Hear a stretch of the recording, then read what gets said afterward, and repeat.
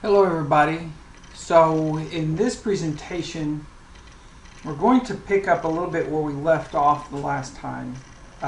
In our last presentation we talked about curriculum and the importance that curriculum plays in the school. After all, that is really, if you think about it, the curriculum is the framework around which we're building what the school is going to do.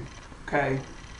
And so in this presentation we're going to talk about what the do part of that is, what our school's doing, and that is schools are teaching and students are learning. And so we're still in Standard 2, where it says candidates who complete the program are educational leaders who have the knowledge and ability to promote the success of all students, are promoting a positive school culture, providing an effective educational program, applying best practices to student learning, and designing comprehensive professional growth plans for staff. So we're going to kind of concentrate on that second and third thing there, where the positive school culture is going to come out of all this other stuff.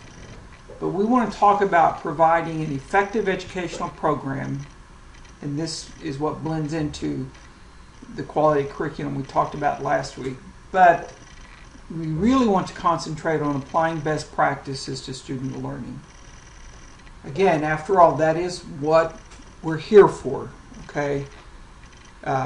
Student learning as a result of effective teaching. And so in this, let us talk about what the role of the principal is. So the principal's role here is to accommodate teachers in their quest for gaining knowledge related to how the diverse student body learns best. And we're going to talk about things in this presentation, a lot of which you will expand upon in instructional leadership. That is a class dedicated to basically this presentation. But when we talk about accommodating teachers in their quest for gaining knowledge related to how a diverse student body learns best, that's a key thing to keep in mind, because as the principal teacher, that's really what you are. You're the principal teacher of the building. It's your job to work with your faculty and to see where your faculty need help in reaching what we now see as a very diverse group of students in our classrooms, to the point where I see in the future that an effective school is basically going to have an individual education plan, an IEP, for every student. And we will work within that students' reading levels, their cognitive levels, their physical levels, their cultural backgrounds, gender,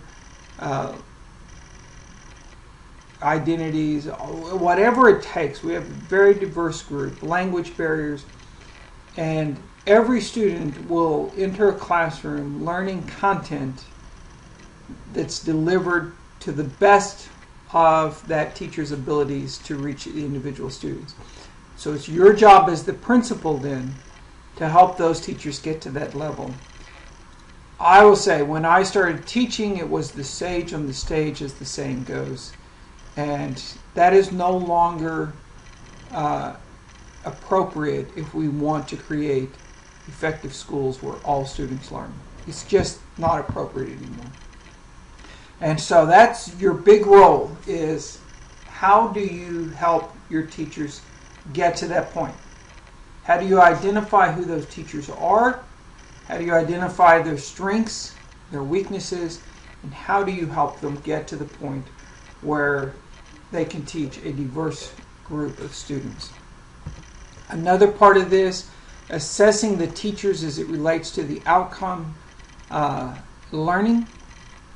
In other words, assessing teachers to see if students are learning in their classrooms. And I want you at this point, we're going to talk about No Child Left Behind and ESSA in a minute, but I want you to wipe that away from your mind, the idea that holding a teacher accountable for student learning is a bad thing. Okay? And what I want you to do is think about your role as a teacher, and are students learning in your classroom? And then are all students learning? I'm not asking that they all learn at the same pace or at the same level. I want to know that they're all learning, okay? And if they're not, then we're going to fix that. But how do we know if they're learning or they're not learning? Well, there has to be some form of assessment. And so really what I want you to do, and you'll hear me say this in other classes, whether it's curriculum development or instructional leadership, the purpose of assessment is not to see if the student learned the material. The purpose of assessment is to see if the material was delivered in an effective manner. And if we find that the material was not delivered in an effective manner, then we have to go back and deliver it in a different manner so that the students can get it. Okay, that's assessment. And so you as the principal then are using test scores, that's what we're talking about primarily, to help teach your teachers how to address the needs of your students as identified in those assessments that show that the teaching itself was not effective because all the students didn't learn. Okay? So keep in mind, and I realize this is from a somewhat of an idealistic viewpoint, but this is what you have to do, and it's going to help focus you as to where you're going and your student learning. Okay? So accommodate teachers in their quest for gaining knowledge on how to work with a diverse student body, assess their teaching as it relates to outcomes and learning, and finally facilitate the instructional planning process. And by this we mean help your teachers plan their instructional delivery. Okay? And so with that, what we mean by instructional planning is that your instructional planning, if done effectively, is really a reflection. It's a self-reflection of the teacher on him or herself and how they're adequately delivering the content. And so this is described on the next slide in this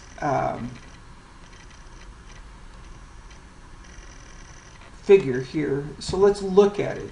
Okay, so we can start at the top and see that the teacher should identify the instructional goals, identify the objectives based upon those goals, objectives that are measurable, objectives that specifically state what students will be able to do and under what conditions they can do it and how well they're going to do it. Okay? And then plan activities around those objectives, which include differentiated instruction. We're going to talk about that in a minute. Choose any instructional media or other resources that you're going to use. And at this point, I want you to realize that your textbook is simply one of multiple resources that you may use. Develop assessment tools for students. How are you going to assess their learning? So once you give them that individual learning, how are you going to assess to see if they learned it? Implement instruction with differentiated instruction. So once we get all those things planning, so half of what we do here is planning, and once we get that, we're going to implement instruction. We're going to use those tools and assess the instruction. We're going to reflect on the students' progress. Did the students meet the objective as we define their learning should be? And then finally, when it comes back around, we will revise that instruction next time. So I used to tell teachers, you're never going to create, or you're never going to use the same lesson book year to year. And the reason for that is because your students change every year, and you should be updating your material every year. Now, you may use the same foundations, but hopefully you're updating things. As even now, teaching at a master's level, I still use that process and update each semester. You may find videos from a couple of semesters back, but that's because I felt those videos did the job. But that doesn't mean I've updated other things in the course. Okay, so revise the instruction is the last step, and then you repeat this process. So benefits to instructional planning. Obviously, it gives you a daily map as to what the teacher is doing. So if you're that teacher, you see obviously clearly where you're going and what you're doing. It targets learner benchmarks. It helps you stay focused on what the learner is needs to learn, by what time, and at what level. And that's important. And we'll talk about this more, especially when we get into curriculum and instructional leadership. But at what level means at what cognitive level did they reach that benchmark. This is important because we know that state assessments are typically done in mid-level of Bloom's. And so if you're asking your students to constantly do work in the lowest level of Bloom's, they may be exposed to the content, but when it gets time for state assessments, they may not be familiar with the content and the level of Bloom's associated with the state assessments. An example would be, as a former history teacher, I might have you tell me who were presidents during World War II, and you could tell me Franklin Roosevelt, and then right at the very end, Harry Truman. That's a remembering fact. That's the lowest level of Bloom's. Okay, so I've covered the presidents during World War II. Okay, but the exam may ask you to explain why Theodore Roosevelt was president during World War II after previously serving 2 terms. Now we have gone into a different level of Bloom's. And so students may know he was president, but they may not be able to explain why he was able to get a 3rd term and continue as president during the war. So that's what we mean by targeting the learner benchmarks and at what level. Some other benefits to instructional planning: ensures the teacher follows up on identified weaknesses. Primarily in my mind, I see this as weaknesses within the delivery. So how can that teacher go back and address those weaknesses that were found in delivery of the instruction? Reinforces teacher understanding of the content knowledge. I never learned history the best until I started teaching it. And the same with Spanish. I was a Spanish teacher. Never learned Spanish until I really started teaching it. Intertwined with curriculum alignment process, you truly get an appreciation of what students need to know before they get into your class, what they need to learn in your class so that they can go to the next level, whatever the content is that you're teaching. So then a question to ponder is, beyond instructional planning, what are the added positive outcomes of the above listed benefits? Okay, so you can think about that as you are a principal working with teachers. The principal instructional planning, again, as we said earlier, this promotes reflective planning. And by that we're saying, what questions would you pose to a struggling teacher concerning their goals that they set in that cycle, the objectives, the instructional activities, the assessment, the revision, and the implementation. Keep in mind, we were all those first-year teachers at one time or another. And while our teacher education programs teach us these things, and we have some limited practice in doing them, especially during our student teaching, what we get out of our teacher ed programs and by becoming a teacher is that entry-level knowledge. Okay, the state and universities are saying this person has the basic knowledge needed to be a teacher. And the idea is that you're going to grow as a teacher. And one of the ways that you grow is through the support of somebody such as an effective principal. And so these are things that you will learn in instructional leadership, that you start working with a teacher in posing these types of questions to them when they say they're a struggling teacher. I visit a lot of classrooms and a lot of buildings working with schools, and I always ask principals, what percentage of struggling teachers are there in your building? And sometimes it's low as 5%.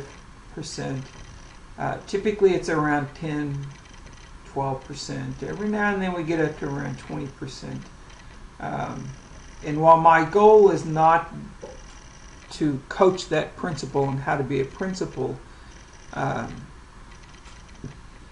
we do talk a little bit about some of these things that they are providing their teachers support here when they see struggling teachers. Is it because their objectives are not measurable objectives that tie directly to the goal? Is it the assessment that they're struggling with? Or the revision, the ability to take all that has happened in that day and go back and make revisions on lesson plans and so forth. Maybe it's just simple implementation and teaching strategies. All of this will lead into professional development, which we'll move into in our next presentation dealing with Standard 2.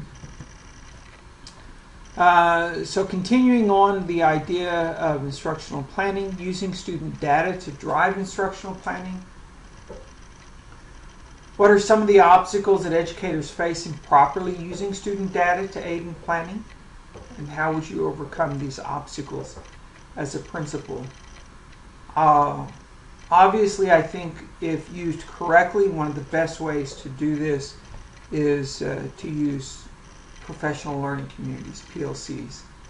And as I was reading through this material, the information where I got this material did not mention PLCs, but is a little bit dated. But really it's in a PLC where teachers should be diving into student data and looking at this. And so I think some of the obstacles of teachers using student data are simply the time to do it, the collaboration that's needed in order to do it effectively, whether it's in a grade team or a content team. And these are things that you as a principal need to take into consideration as you're making out schedules over the summer and what teachers are going to have, which planning periods, and so forth. These are just some of the key things you need to keep in mind. You cannot rely on your teachers to simply be able to look at and disaggregate these data on their own. It's the concept of synergy here. A whole team looking at the same thing is going to come up with better ideas and solutions than one person. Okay. The anecdote of John Barrera, this was an example in the textbook that we used to use for this course. The idea here was that Barrera, the state in which he was a principal, had said that the district had achieved 92% attendance rate, and that was the minimum required. And so on the surface, the district was given a proficient rating for this, or the site was, because they had reached that target. But he questioned whether or not that was actually proficient. And looking under the data, as they described it, what they realized is that students meeting 92% attendance rate meant that the average student missed 8% of school, which on a 180-day calendar is almost 15 days. That's 3 weeks of school. So he looked at it and said, instead of saying we're proficient because we've met 92%, he was concerned with the fact that his student body was missing 3 weeks of school a year and addressed it differently. Okay, so with that, he took a different approach to student attendance, because while the state said 92% was proficient, he said it was not proficient. And so that's the example of using student data and taking different looks at the data and what the data means. Remember, looking at data and using data, whether it's something as big and aggregate as attendance rate or state assessments, looking at the data on a subgroup level is one of the main mandates of No Child Left Behind. And while people criticize that, and I've gone over this in previous classes about why we don't get rid of No Child Left Behind. Of course, it's been replaced, but why we don't get rid of ESSA, which still requires disaggregation of data. This is how the federal government funds schools. And so if you get rid of it, then that gets rid of federal funding. But if you look deeper into this, this really gets us to that point of being able to question, are all students learning? Because now we're actually looking at data to see if all students are learning, and if not, why are they not learning? And we're able to look at data again, whether it's attendance rate or whatever, and see that where some of those things may be, as Barrera did at his high school. So data and the use of data are good things, and we're actually going to work on developing a course specifically used for ed leaders on data use. So I'm excited about that. So a couple more things here. Working with all students means bringing in their cultural backgrounds into the planning. Okay, how do students learn best?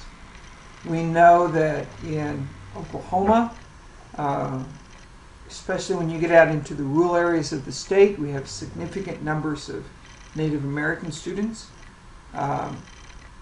Native American students come from a cultural background that's very collaborative. Same thing with Hispanic American students. The Hispanic culture is a very collaborative culture. And so when we see classrooms dominated by diverse groups of students, especially in Oklahoma, where we have some schools that are 98% Native American, 99% Native American, we have to bring in those cultural backgrounds in order to help them. And so that informs our delivery on how we can work with students and their content, and how we're going to differentiate instruction for some students. And those are just a couple of little examples on the top. It goes even beyond that. Payne, in her work on poverty and students of poverty, Ruby Payne, learn different than students who come from middle income families or higher income families. And again, the importance of that is because we have so many students in Oklahoma who come from poverty, that it's important to take that in mind when we're planning instruction for these students, if we want all students to learn, as we continuously say. One of the concentrations, or not concentrations so much, but one of the things that you'll revisit in instructional leadership are the theories of learning, such as Piaget, Lev Vygotsky, Kohlberg, and Erik Erikson, and these people, whether it's cognitive or emotional or psychosocial development. This is an important thing to remember because we all go through these and take these courses generally in our teacher ed programs. But once we get into the classroom, at least me, I tended to forget these. And it wasn't until I became a principal that I realized how much I had forgotten when I had middle school teachers thinking that students in 6th grade should be acting the same as students in 10th or 11th grade. And I point out to them, these students are not theoretically, according to these theorists, these students are not as developed. And so we have to scaffold them, to use a Vygotskian term, and get them a little bit further along. And so it's important for you then, as a principal, to also be aware of these theorists and work with your teachers to remind them of what they learned, or teach them if they took an alternative route and didn't learn these things. And this will help you to be able to explain why students are doing the things that they're doing and how they process and learn information. And again, so I answered the question, why is it important for you to have a working knowledge of these? Is because those first few years of teaching are fighting for survival for many of us. I include myself there. And in that mode, we tend to throw off things that are not extremely pertinent at the moment, and remembering how students develop is not one of those things. And so it's easy for us to forget these things, but you as a principal can help your teachers relearn them. And so that's why it's important for you to have them. And again, how can you develop these theories into practical applications at your school? That's very simple. You just work with your teachers and explain it to them. Remind them, this is what you studied. This is what it might look like if you took this into consideration. Therefore, how can we differentiate instruction? Going back to that model we used at the beginning. How can we differentiate instructional planning? In this model, over there at the 3 o'clock spot, when it says plan activities with differentiated instruction, and then down at the bottom about the 6:30 spot, 7 o'clock, implement instruction with differentiated instruction.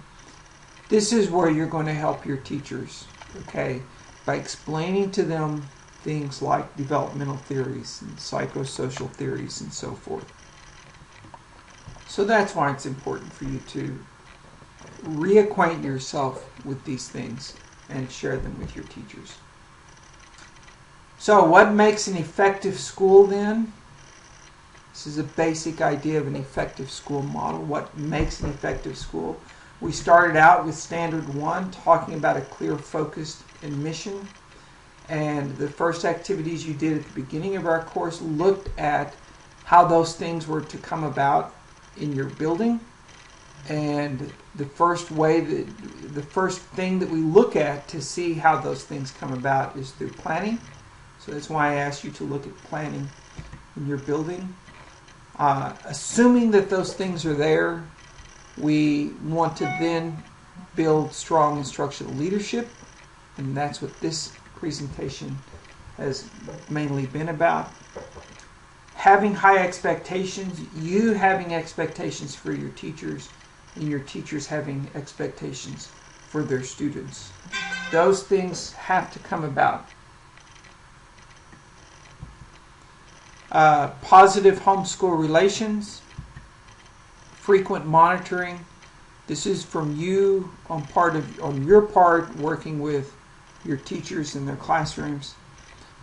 A safe and orderly environment, and then finally an opportunity to learn for all students. So let's look at some effective teaching practices, and we're just going to go through these real quick, and then we'll finish the presentation here. So to look at these, keep these things in mind as you are teaching now, and as you become a principal later. Some of these things should be guiding you. They should all be guiding you, but some of them will probably stand out as thinking, this is an area in which I can improve as a teacher and ultimately as a principal. Number 1, students learn best within a cohesive and caring community. This is basic Maslow. Do the students feel safe and secure in their classrooms with individual teachers. Number 2, students learn more when time is allocated to curriculum-related events. All components of curriculum are aligned in a cohesive program designed to achieve specific goals. When I say all components of the curriculum, this is where you as the principal, again, are in charge. That written, taught, and tested curriculum. Is there an alignment there? And a lot of times this is a district issue, but it takes principals to stand up and say, this is not in alignment at the district, so we're going to at least do it in our building and build upon the minimum that the district is telling us we need to do. Teachers can prepare students for learning by providing initial structure. Going back to the old ways of making lesson plans, do a pre-assessment. Is that pre-assessment there? Find out where the weaknesses are, and if it's something that needs to really be covered before you can go into a lesson, then do it so that you can get to that lesson and students can master the content. Content is explained clearly and developed with emphasis on structure and connections. Connections to other content, but also connections to cross-disciplinary content. Questions are planned to engage students in sustained discourse. One of the things I look for when I go into classrooms is I want to see the level of questioning given to students. Okay, I don't want them to say, who was president in 1900? I want them to say, what's unique about William McKinley becoming president, or Teddy Roosevelt becoming president in 1901? And how did that come about that he was in that position to become president? By asking that question, students are going to have to go into so much detail to explain what's happening. It shows that they understand the content. So that's what I mean when I say questions are planned to engage. Use those high-level questionings. Students receive sufficient opportunities to practice and apply what they've learned and to receive feedback. And I would say, I guess it's kind of the next one. Teachers provide assistance to enable students to engage in learning activities. And I would say engage in authentic learning activities. As much as you can, your teachers should be getting the students to work on applying what they're learning to their daily lives. How does it impact life around them, or how has it brought them to this point? So how are they doing this? If the student never has to think beyond the classroom, then that's not happening. Okay? Teacher models and instructs students in learning and self-regulation strategies. Students often benefit from working in pairs or small groups. Principle number 11, teacher uses a variety of formal and informal assessment methods. And I would say, and adjust instructional delivery accordingly. And then finally, the last principle here, teacher establishes and follows through on appropriate expectations for learning outcomes. And follow through means that once they judge whether those outcomes were met or not, then they decide if they're going to reteach and how they're going to reteach. Okay, so basic principles of good teaching there. Conditions for best learning. School is warm. Curriculum includes fine arts. Why would it be necessary for a curriculum to include fine arts? And I struggled with this as a principal, because one of the first things we did with students who were struggling is we'd pull them out of their electives, which included fine arts. But by studying the fine arts, they get to see that there are cultures out there that are different from their own. So it's extremely important. And I will confess here my bias is I came from a liberal arts institution. I have a degree in liberal arts. Students learn to be effective citizens. Students learn to develop skills. Schools have smaller class sizes. Support staff is available. School is in a continuous improvement model, and data and evidence drive decisions. These all are needed to be in place for learning to occur. And then our question, why are these and other conditions considered necessary? Can you think of any others? But it's no big leap to figure out why these are necessary. The last thing I want to leave you with is a couple of slides dealing with observation. So all that stuff that we just spoke about is teaching. So I ask you to think if you're teaching in light of those things, and I ask you to think of you being an administrator in light of those things. So now we're going to go to you solely as an administrator in the future. Consider these propositions deemed essential for accomplished teaching. And keep in mind how we started this, that the curriculum is the framework around which the whole school is built. That's the purpose of the school. And to realize that framework and to make it come to life, there has to be teaching. And ultimately, the success of the school is measured in student learning. So that's why we concentrate on just teaching and learning here. So consider the 5 propositions deemed essential for accomplished teaching. Number 1, teachers are committed to their students and their learning. I should say all students here.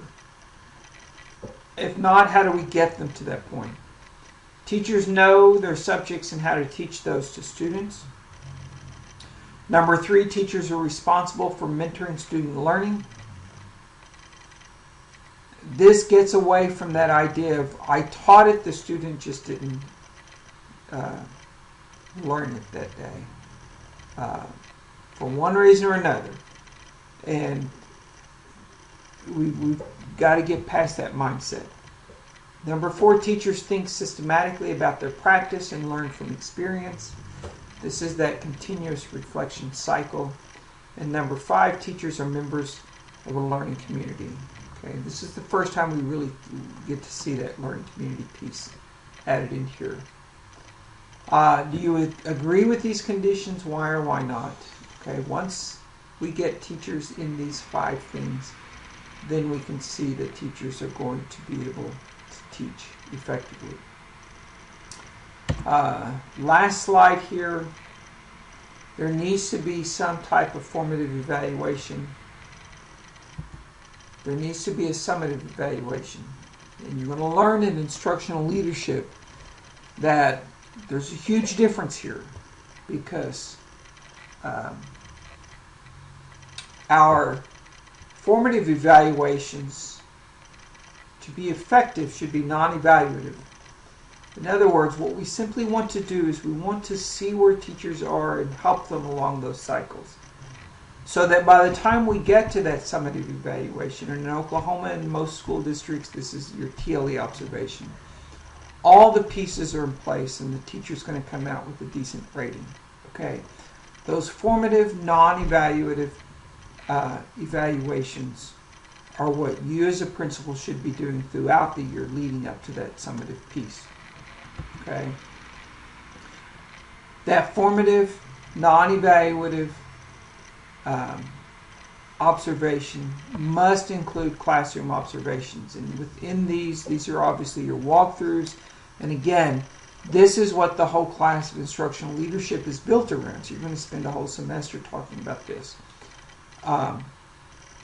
What are some big things in walkthroughs that should be done? And you can imagine this in your own classroom. You know, think of yourself outside looking in from the student's perspective. What are the students being asked to do? What is their level of work? What is the student talk? What are the students saying they're learning? What are they saying they're not learning? Where are they struggling? Look at evidence. Look for evidence of student products. What are the students producing? Are they producing worksheets? If so, not all worksheets are bad. What's the level of the worksheets the students are producing? Okay. Are all of these things leading up to that standard and the objectives that the teacher has created for the class?